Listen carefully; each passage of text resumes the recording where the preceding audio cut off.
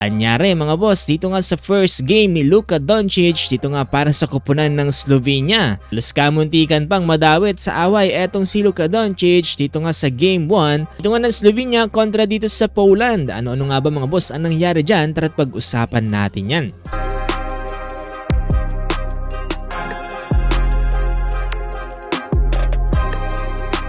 So nandito pa rin tayo sa round 1 dito nga sa Eurobasket mga boss no, at kani-kanina nga lang ay naglaban din etong Greece kontra nga dito sa Italy. Kung saan tinalo nga dyan ng Greece etong Italy sa final score na 75-66. Syempre mga boss no, nanguna dyan etong si Greek Freak na kung saan nakapagtala ng 31 points, 7 rebounds at 2 assists. Grabe mga boss no, buhat na buhat ni Giannis Antetokounmpo etong koponan ng Greece at tila nga ba binasikan lang etong koponan ng Italy. So dito naman tayo mga boss no sa naging laban kanina, ito nga ng Slovenia kontra dito sa Poland. So dito nga sa first quarter mga boss no, etong si Luka Doncic ay talagang todo kayod para nga dito sa team ng Slovenia. Halos si Luka Doncic na kasi ang lahat ng gumagawa dito nga para sa kanyang team. Samantalang napakagandang team effort naman dyan ang pinakita dito nga ng team Poland. Kaya kahit itong si Luka Doncic ay hirap buhatin itong kanyang koponan. At tapos ang first quarter lamang ang Poland 29-25. Start of second quarter, etong si Luka Doncic ay naging facilitator muna para sa kanilang team. Sabi ganda ng mga pasa ni Luka Doncic, lalong-lalo na inside the paint.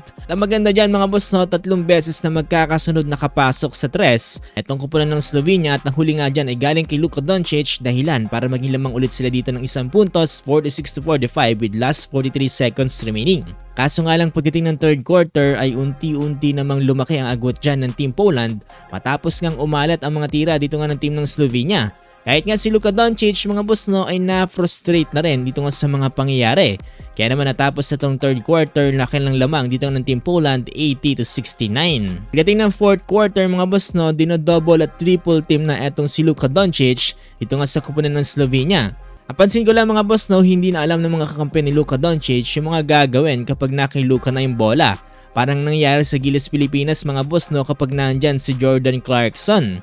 Oo, maganda yung nilalaro ni Luka Doncic pero hindi talaga sapat mga boss no para buhatin ang kanyang koponan. At ang mas matindi niyan, kamuntikan pa magkagulo mga boss dito sa fourth quarter matapos nga magkaroon ng pisikalan dito nga sa pagitan ng number 17 at dito nga ni Luka Doncic. Syempre to the rescue etong mga kakampi ni Luka Doncic para kumprontahin etong number 17 ng Team Poland. So kaagad naman niya naawat dito nga ng mga coaches at referees at hindi na nga umabot pa sa kung anuman etong naging away sa pagitan ni Luka Doncic at ng kanyang mga kakampi dito nga sa number 17 ng Team Poland. Fortunately mga boss no, despite of all the efforts ni Luka Doncic ay talo pa rin sila dito sa laban na to sa final score na 105-95.